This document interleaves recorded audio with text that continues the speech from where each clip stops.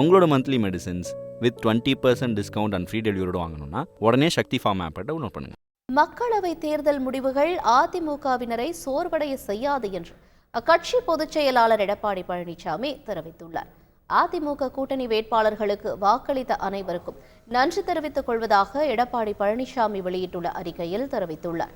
அதிமுகவிற்கு எதிராக நடந்த சூழ்ச்சிகளையும் சூதுகளையும் முறியடிக்கவே தனி கூட்டணி அமைத்தது அதிமுக என்றும் இந்த தேர்தல் முடிவுகள் அதிமுகவினரை சோர்வடைய செய்யாது என்றும் குறிப்பிட்டுள்ளார்.